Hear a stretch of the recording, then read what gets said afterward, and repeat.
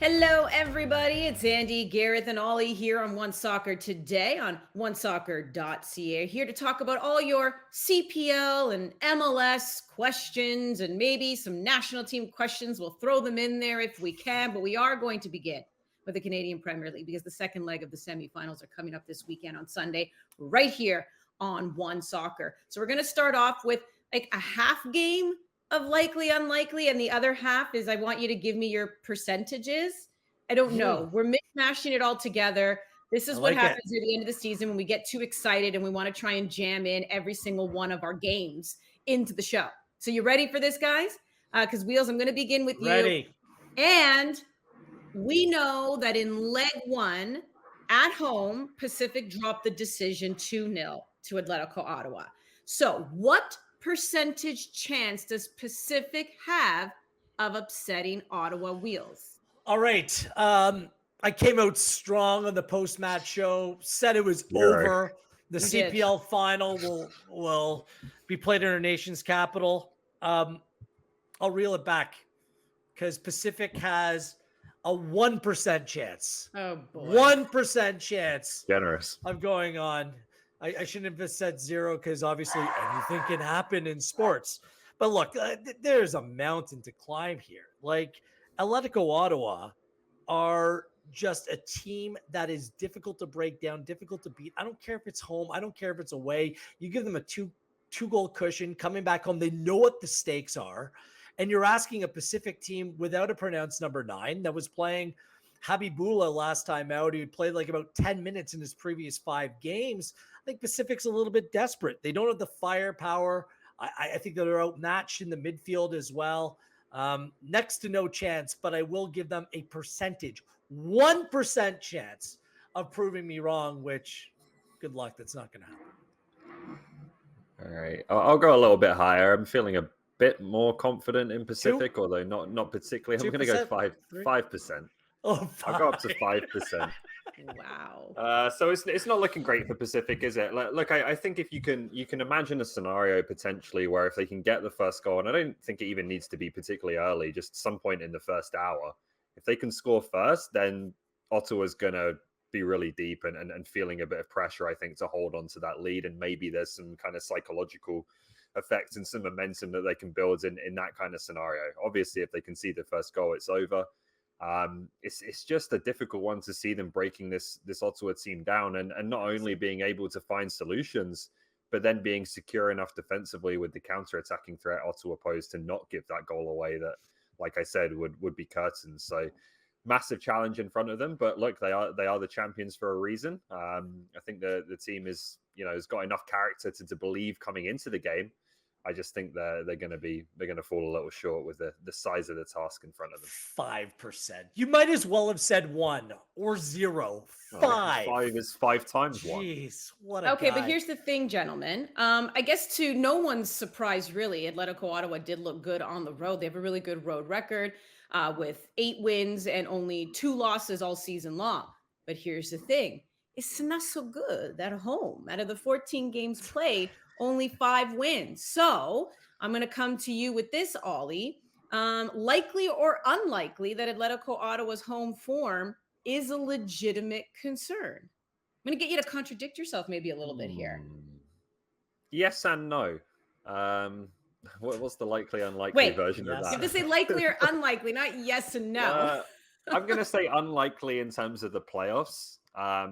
Look, you can create a picture of a bit of concern. Like, they won 3 of their first 5 games at home this season, and then since then, the only 2 teams they've beaten at home are Edmonton and Halifax. So that's not great. Home record was 5th best in the league in the end. Should be said they only lost 3 games at home, so it was more a case of not being able to convert draws into wins than anything. I just think in this particular scenario now where we're going into a semi-final second leg and then probably the final, I don't think there really is a distinction between home and away for Atletico Ottawa anymore. Like, they're going to do the same thing regardless of where they're playing, right? Which is they're going to be in their defensive shape. They're going to be very difficult to break down. They're not going to care that they have home advantage and be more adventurous. Like, at this time of the season, they're just going to do what they're really good at, which is exactly what they did at Starlight Stadium last weekend. So I'm not sure that it's that relevant looking at these 2 games in particular. But there's certainly something there to suggest that maybe that kind of game plan that they do favor is a bit more effective away from home than at home. Yeah, they just don't lose. It's unlikely. They haven't lost in their last 5 at home, by the way.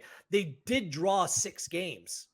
And I think that if you're looking at just in terms of the goal differential, they lost 6-1 in that second game of the year to Valor, which was completely bizarre. against the grain. And then 4-0 to Forge after they completely stymied them and frustrated Forge the time before when they played to a goalless draw. So look, they're a difficult team to break down.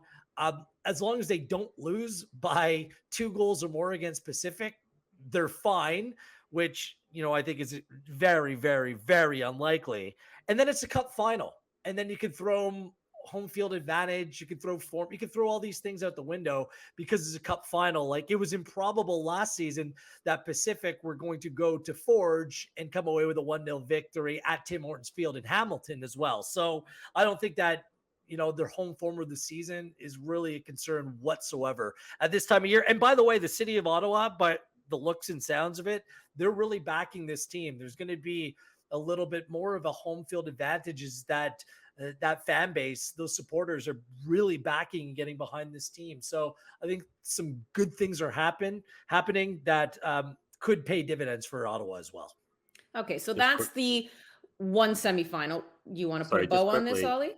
Would not rule out a penalty shootout in that final, by the way, given Atletico Ottawa's style of play and home record.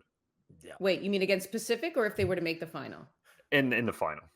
Okay, Ollie, do you want to you guys are already putting them in the final? 0? Yeah, just say Pacific doesn't have a chance. You've already put them in the final. If they're in the final. Okay. The 95% chance.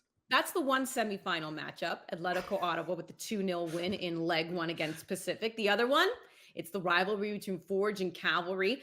First half, second half gave us the fireworks we were looking for. Right before the half, actually, Cavalry getting the goal. Then a couple minutes into the second half, Forge scoring ties it up. So that leg 1 ends 1-1, which means we are starting from scratch. 0, even Steven for leg 2. This is going to be good. So let's go back to the percentages here, Ollie. What percentage chance do you give Cavalry of coming up with a big away win against Forge? I'm going to go up to 25% on this one. I think a 1 in 4 chance. That's it. I think they're in for a really tough time. I could see Cavalry getting a draw out of this game, which would obviously be interesting in terms of potentially still giving them that chance to advance. Winning it, though, I don't know. I think their most likely scenario is to be able to get a draw in the match itself and then potentially go through on penalty kicks. Obviously, we know there won't be extra time. I think winning for them at Tim Hortons Field has proven really, really difficult. Even when they've played very well, I think at times in Hamilton, they've still not been able to come out with all 3 points in the regular season. So this is a really difficult game for them. Maybe you could bump that up a little bit higher just based on the possibility of penalties if they can get that draw. But for me, I think Forge are pretty heavy favorites here. What did the people of Calgary do to you, Oliver Platt? Love Unbelievable. 51%. Cavalry has a 51% chance of going on to win this. I think it's really a coin flip by giving them a little bit, that 1% more of an advantage over Forge. We'll get into Forge in a moment because their form has been abysmal over the last 2 months. You can't deny that. Cavalry's actually been on a pretty good run of form, and I thought they were the better side in the first leg. A couple things come to play in my 51%. One thing, Tommy Wheeldon Jr. has already motivated his team. He's like, Forge, look at them. They're celebrating like a victory last weekend. He's already turning that crank, and he knows what playoff defeat is all about. Even at Tim Hortons Field back in 2019, his side lost because Joel Waterman was sent off because of a handball there. I mean, there's exercising the demons. There's something bigger on the line here for Cavalry, which makes this game that much more important for them, the club, the players, the coaches, everyone involved. I think they're the better side right now, marginally, rather over Forge. And the last 5 times they played this year, by the way, speaking to that coin flip, it's anyone's game. 2-2, 1-2, 2-1, 2-1, 1-1. Those are results between these two sides all season long. There's nothing that separates them. Should be a wonderful game. 51% chance. Wow. Okay, so then where I see These are very tricky, by the 1%. way, By these 1%. percentages and the likely or unlikely, because it can catch you contradicting yourself. But so far, neither of you have done that. But I wonder if it changes here because this is a tight one between these two teams. So, Gareth, I'll come back to you of likely or unlikely that Forge is primed for a statement performance. Unlikely. Unlikely. If you've been watching this team over the last 2 months, what would suggest that they're ready to break out now? I thought that they were okay, efficient enough last weekend. They were fine, but this is the best squad of players in all of the Canadian Premier League. And for me, they've completely underachieved thus far, just in terms of their overall performance. Take away the first 2 months of the year where they looked to be the real deal, like they were going to steamroll their way to a North Star Shield. That just isn't the case anymore. Jordan Hamilton didn't play a minute last game in Cavalry when you need to go out and get a goal. That didn't make much sense. The selections at the back, center back, with no Daniel Crutzen, you have a midfielder playing at the back and alongside a young player. Rubens Passius, he scored a goal, but really was invisible in the first 45 minutes before that. I just don't think that there's any true definitive answers when it comes to this team finding form right now. They could, it absolutely could happen because they have players that can do it, but based upon their form and the way that they've been playing, there's nothing to suggest that will come around this weekend.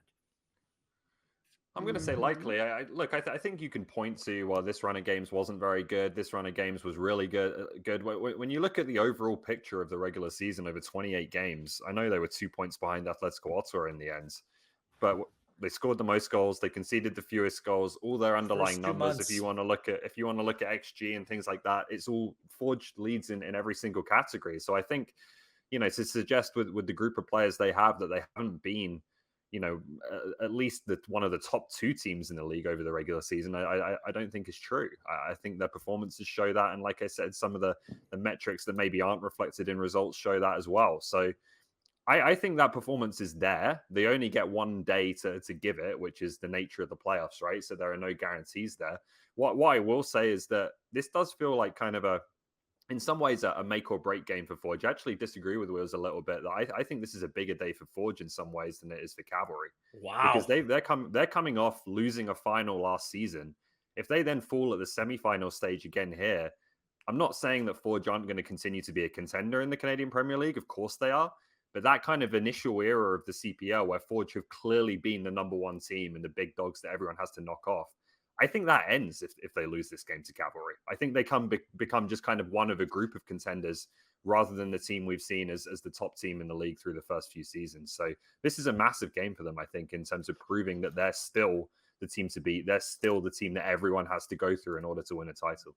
3 wins in their last 12 games.